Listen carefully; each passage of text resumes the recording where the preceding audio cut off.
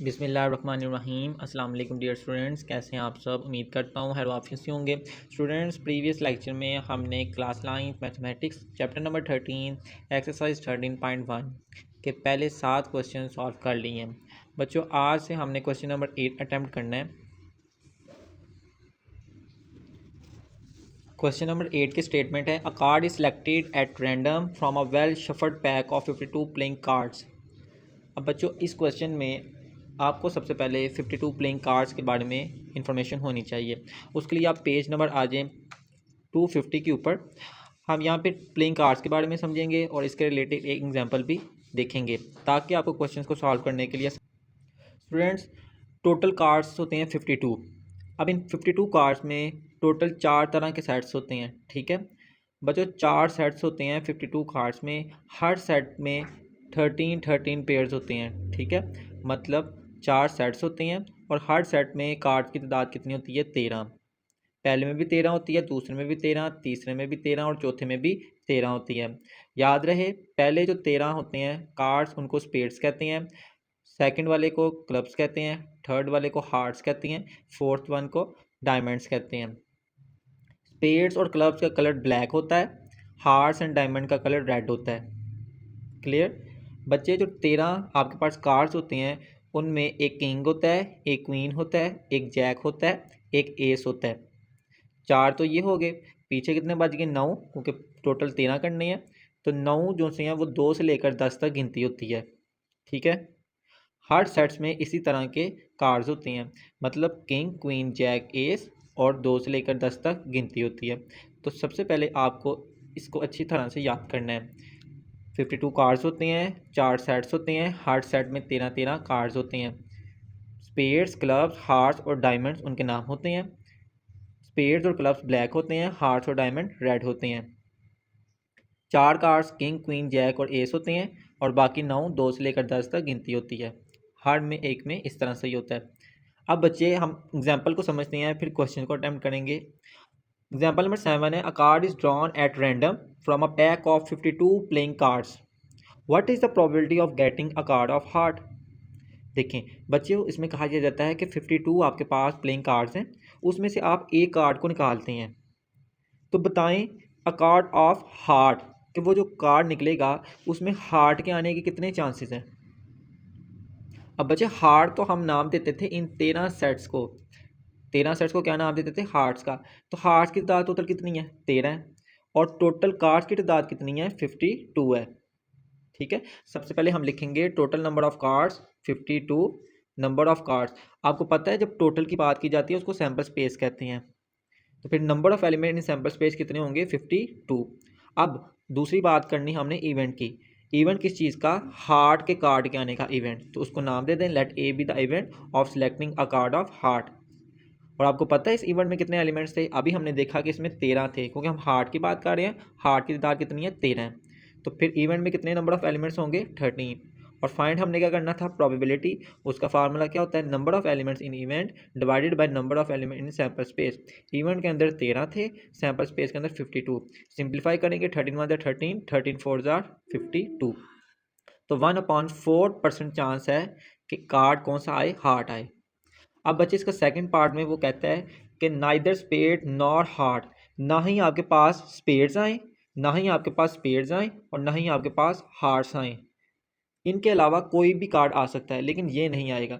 आपको पता है, मैंने लास्ट में भी बताया था कि जब नाइदर का लफ्ज़ आए या नॉट का लफ्ज़ आए तो आपने सबसे पहले उसको नहीं देखना, आपने निकालना है स्पेड और हार्ट के चांसेस कितने हैं, फिर जो आंसर आएगा उसको 1 में से माइनस कर देना है। तो इसी तरह से यहाँ पे भी करेंगे। देखें, number of spade and heart cards कितने थे? हमने ये देखा स्पेड की तादाद भी 13 थी और हार्ट की भी कितनी थी? 13। तो 13 जमा 13 कितने हो गए? 26। इसका मतलब स्पेड्स और हार्ट्स को कैलकुलेट करें तो आपके पास कितने नंबर ऑफ एलिमेंट बनते हैं? 26। इसकी हम प्रोबेबिलिटी निकाल लेते हैं। तो प्रोबेबिलिटी का again formula number of element in event divided by number of element in sample space. Event के अंदर कितने इस दफ़ा? 26, सैम्पल स्पेस के अंदर कितने थे? टोटल 52। कैंसिलेशन करेंगे, 26 1 26, 26 2 52, तो 1/2। लेकिन ये तो हमने निकाला है कि आने के कितने चांसेस है, लेकिन क्वेश्चन तो ये था कि ना आने के कितने चांसेस है। नाइदर लफ्ज़ लिखा है और नॉट का लफ्ज़ लिखा है। तो हम क्या करेंगे? हम कॉम्प्लीमेंट वाला फार्मूला लगाएंगे। और कॉम्प्लीमेंट वाला फार्मूला क्या होता था कि जब भी हमने किसी भी इवेंट जिसको बी का नाम दिया इसको कॉम्प्लीमेंट निकालना है तो 1 में से उसको माइनस कर देंगे। तो 1 में से प्रोबेबिलिटी ऑफ इवेंट यानी कि 1/2 आंसर आया उसको माइनस करेंगे तो 1 में से आधा निकाल दें तो आधा ही बचता है, तो हाफ आंसर आ जाएगा। अब हम क्वेश्चन की तरफ आते हैं जी स्टूडेंट्स। अब क्वेश्चन नंबर 8 है। अब आपको ये ज़्यादा आसान हो जाएगा समझना। अ card is selected eight random from a well shuffled pack of 52 playing cards.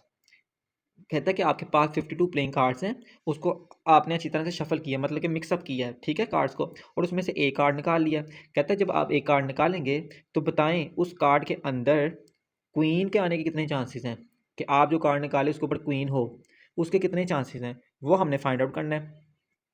अब इसमें आप ये देखें कि क्वीन क्वीन आपके पास हर सेट में क्वीन मौजूद होता है, स्पेड्स में भी मौजूद होता है, क्लब्स में भी, हार्ट्स में भी और डायमंड्स में। देखें क्वीन इसमें भी है, क्वीन इसमें भी है, क्वीन इसमें भी है, क्वीन इसमें भी है। तो टोटल कितने क्वीन है? 4 ही क्वीन है ना, 4 से ज़्यादा क्वीन तो नहीं है। फिर क्वीन की दाद कितनी होगी? 4। अब ये आपने याद रखना है क्वीन की दाद कितनी थी? 4। ठीक है, अब स्टार्ट करते हैं। सबसे पहले बच्चे प्रोबेबिलिटी फाइंड करने के लिए हमें 2 चीज़ें चाहिए होती हैं। Number 1 sample space, number 2 event. Sample space हमारे पास क्या होगा? प्लेइंग कार्ड्स, टोटल कार्ड्स कितने हैं? 52। तो यही लिखेंगे यहाँ पर, sample space is equal to, जिसको एस से प्रेजेंट करते हैं, और वो आपके पास क्या है? Is equal to 52 playing cards. ठीक है, प्लेइंग कार्ड्स। अब नंबर ऑफ एलिमेंट्स इसमें कितने आ जाएंगे, जिसको एन ऑफ एस कहते हैं, वो आपके पास आ जाएंगे 52। सेकेंडली हमने इवेंट फाइंड करना होता है, तो यहाँ पे लेट कर लेते हैं, let A be the event of getting queen. हमने वो इवेंट फाइंड करना है जिसमें हमारे पास क्या आए? क्वीन आए। उसको हमने ए का नाम दे दिया है। अब ए की शक्ल किस तरह की होगी? क्वीन हमने देखे थे 4 थे, तो 4 दफ़ा क्यू आएगा। आप क्यू लिख लें या फिर पूरे स्पेलिंग क्वीन लिख लें, तो इस तरह से। अब बच्चे इस इवेंट में तादाद कितनी है? Number of elements in event is equal to 4। Find हमने करनी है प्रोबेबिलिटी फाइंड करने का फार्मूला हमारे पास होता है number of elements. Probability find करनी है इस इवेंट की, फार्मूला होता है number of element in event divided by number of element in sample space. Event में बच्चे एलिमेंट है 4 और सैम्पल स्पेस में कितने थे? 52। सिंप्लीफाई करें, 4 1 4, 4 13 52, तो 1/13 इसका आंसर आ जाएगा। ठीक है, ये आपका फर्स्ट पार्ट था। सेकंड पार्ट में देखें, कहता है कि नाइदर, ना ही आपके पास क्वीन आए ना ही जैक आए। तो मैंने आपको एग्जांपल में समझाया था कि जब नाइदर या नॉट का लफ्ज़ आए तो सबसे पहले हमने उसको नहीं देखना, हमने क्या देखना है? हमने ही देखना है कि क्वीन और जैक के आने के कितने चांसेस हैं, तो सबसे पहले वो निकालेंगे। तो सैम्पल स्पेस तो सेम रहेगी, सैम्पल स्पेस जिसको हम एस से प्रेजेंट करते हैं, वो आपके पास क्या है? 52 प्लेइंग कार्ड्स। ये मैं पी डॉट सी लिख लिया, इसका मतलब प्लेइंग कार्ड्स ही है। नंबर ऑफ एलिमेंट्स कितने हैं प्लेइंग कार्ड्स में? 52। अब स्टूडेंट्स हमने क्या करना है, हमारे पास इवेंट क्या है? लेट कर लेते हैं, let B be the event of getting queen and jack. तो बी की शक्ल किस तरह की होगी? बच्चे हमने ये देखा था कि क्वीन की जात भी 4 ही होती है और जैक भी 4 ही होती हैं। देखें ज़रा, हर सेट में 4 ही क्वीन थे, 1 2 3 4, और 4 ही जैक होते हैं, 1 2 3 4। तो 4 क्वीन और 4 जैक, टोटल दाल कितनी हो गई? 8। तो यहाँ पे हम लिखते हैं क्वीन कितने थे? 1 2 3 4, और जैक भी कितने हैं? ये भी आपके पास जे से रिप्रेजेंट कर देते हैं, वो भी 4 हैं। तो number of element in event कितने आ जाएंगे? Total 8।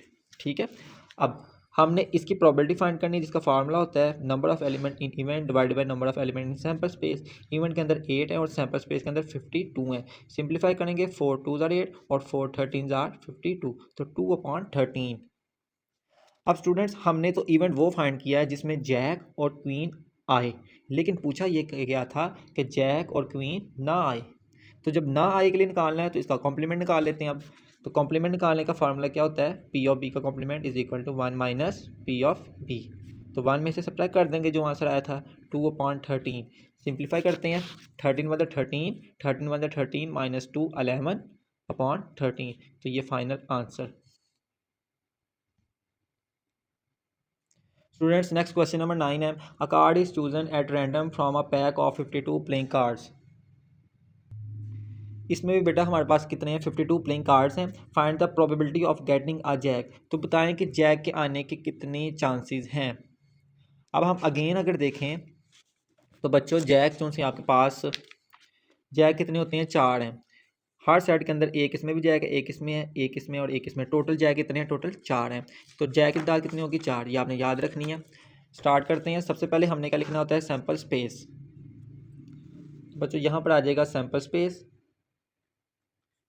Sample space is equal to S, और वो आपके पास क्या है, 52 प्लेइंग कार्ड्स, प्लेइंग कार्ड्स।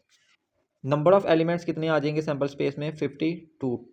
अब इवेंट हमारे पास क्या था कि जैक के आने के कितने चांसेस हैं, तो इस इवेंट को सी का नाम दे देते हैं। Let C be the event, let C be the event of getting Jack.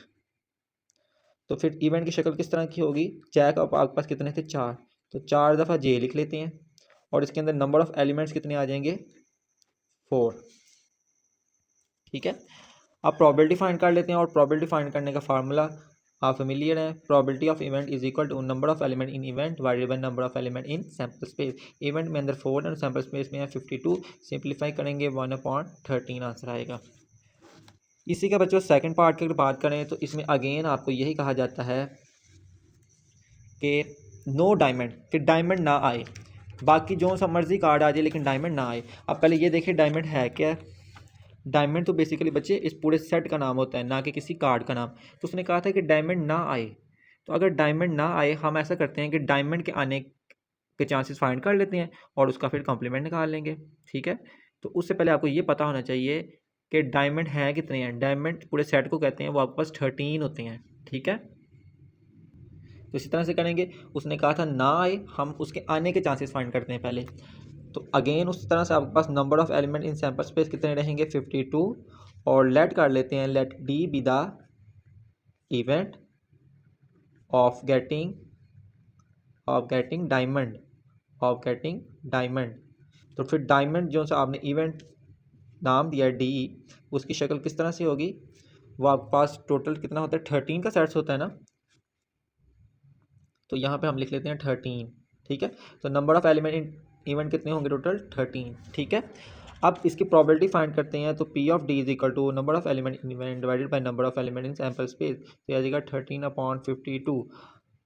अब इसको सिंपलीफाई करें तो ये आपके पास आता है 13 1 13, 13 4 52, तो ये आ जाएगा 1/4। अब बच्चे हमने तो फाइंड करना था इसका कॉम्प्लीमेंट।